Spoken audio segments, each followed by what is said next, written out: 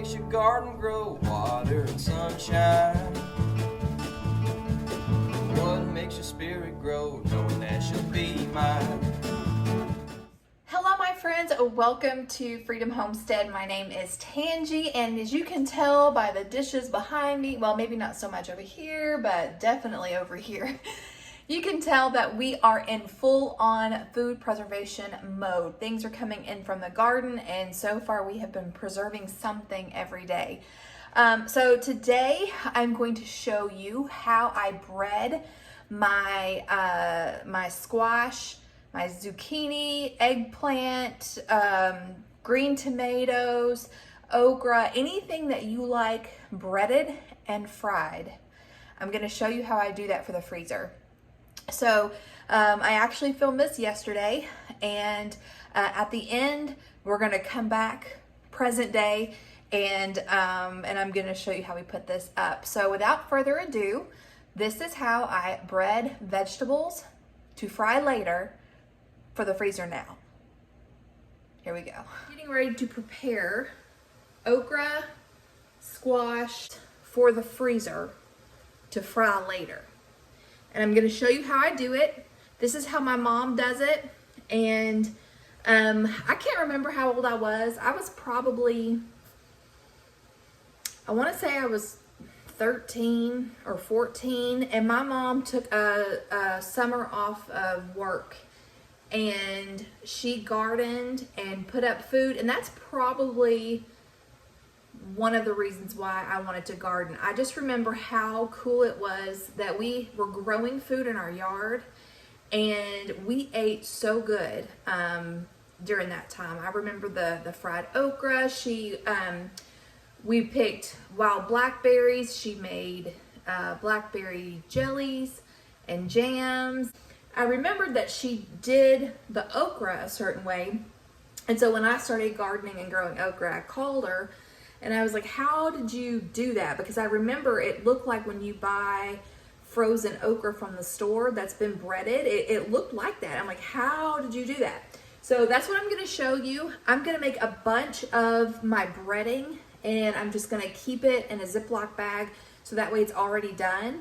I'm gonna be eyeballing it. I don't have an exact measurement, but I'll show you what I put in mine, and then maybe you can figure out what will work for you at your place. So first, the ingredients that I use are yellow cornmeal, all-purpose flour, salt, Lowry seasoning, garlic powder, onion powder, and paprika. And yes, I know all of those things are in Lowry's, but to me, Lowry's doesn't get the job done. I gotta add extra stuff. So I'm gonna gather my ingredients, and then I'm gonna show you what we do from there. All right, so that is 2 cups of all-purpose flour, like I said. And now I'm going to put in, I'm gonna start with about a cup of cornmeal. This is just yellow cornmeal, and that's not gonna be enough, so let's do 2 cups.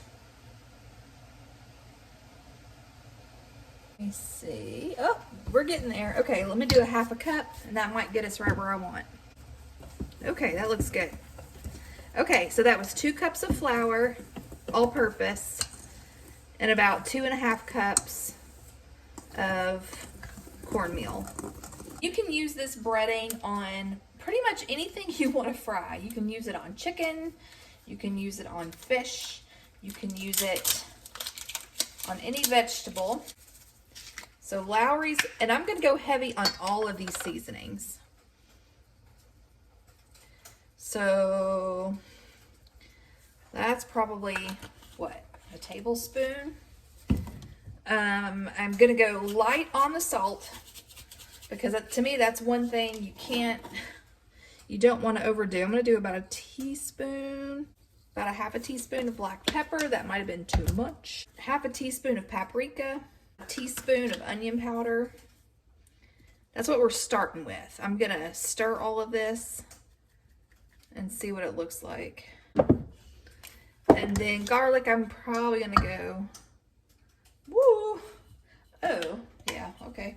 That may have gone a little too heavy on that. Okay, and this might be a little easier in a Ziploc bag, actually. I just tasted it. I taste the garlic. Definitely don't need any more garlic, but it needs more of everything else. I'm gonna add more onion. Not gonna add any more pepper either. Okay. So anyway, just keep adjusting it until you find the flavor that you like. So I'm gonna go ahead and fill this quart size jar and then label it. It won't all fit in there, but that's okay because I'm fixing to use some anyway.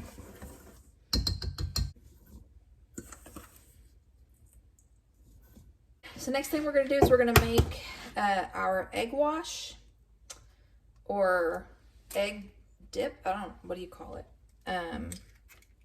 Your egg and milk mixture.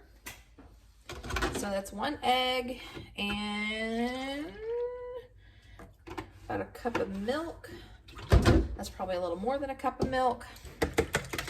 And then we're just gonna mix it. Now you want to go ahead and wash your produce and then cut it how you like to cut it. You also want to go ahead and get a couple of cookie sheets and line them with some parchment paper. So I'm gonna do that. I've got just a little bit of okra. It's starting to trickle in. I'm just gonna cut my okra the way I like it. And I'm gonna throw it into this egg batter, egg wash. I don't know what that's called. This is gonna get a little messy. The way I do it, it's messy anyway. So I've got my okra in my egg here. And then, okay, so if you've ever dredged anything for frying, you know you have your wet hand and your dry hand, right? So this is gonna be my wet hand. And I'm just going to kind of shake some of the excess off. Then I'm gonna toss it into my breading, okay?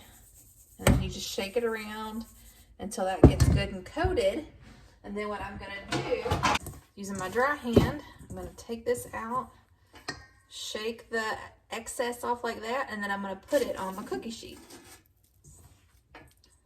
Okay, so I'm gonna do that with the okra and with the squash until I get this cookie sheet filled up, and then I'll show you what we do next. Okay, so I've got a little bit of squash on my pan and I got some okra. You can see it's a single layer. I've got them spaced out a little bit. Okay, so my oven has preheated, and so we're gonna put this in the oven for about 6 to 7 minutes. So we're not looking to cook the vegetable. We just want the breading to set. So we're not looking for it to turn brown. We're not looking for the vegetables to get tender. We just want the breading to basically dry and set a little bit. And then once I'm gonna check on it about 5 minutes and see how we are, because I've not done this in this oven. But when it looks right to me, we'll come back. I'll tell you how long it was. All right, y'all, it's been 7 minutes. I checked on it at 5 and decided it needed 2 more, and that was perfect. So let me show you how I know. So just by touching it, it's like dry. It's not mushy anywhere. That breading is set. Okay, so this is all done. I've got these on cooling racks just to speed up the cooling process here. We're gonna flash freeze these so that way they don't all just stick together in one big clump. So what I'm gonna do is I'm gonna take a cookie sheet, I'm gonna line it with parchment paper, and then I'm just going to do layers of these on parchment paper, and then I'm gonna hopefully get it all on one pan and then put it in the freezer downstairs. So I'll show you what that looks like here in just a second. All right, guys, I did it. I got this all to fit in one pan. It's one of those broiler pans. So I just did a layer of parchment paper. I put everything in a single layer, and now I'm gonna take this downstairs to our extra freezer. We'll come back in the morning and I'll show you what I do from here. Okay, so I've just brought my vegetables up from the freezer. I've already moved this around a bit, but as you can see, it's flash frozen. And now all I'm gonna do is I'm gonna put these in Ziploc bags. You could definitely food saver these. Look how wonderful that is. You could definitely food saver these, but I'm just gonna use my Ziploc bags. But I will tell you that when you go to cook these, you do not need to thaw them. Just go ahead, put them in your oil, your hot oil, and fry them frozen. If you're going to do these in an air fryer, I don't know what temperature to do that. Probably do your French fry setting if you have a French fry setting like mine does. But you're going to want to spray them with some kind of oil before you put them in the air fryer. I don't know how long because I've not done it in the air fryer, but I'm sure you definitely can do it. I would probably start at maybe 10 minutes on your French fry setting. There you go. All right, so I'm gonna go ahead and get these in bags and we'll come back.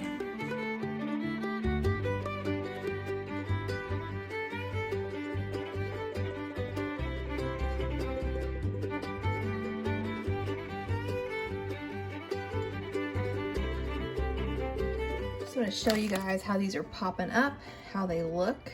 They're like perfectly breaded.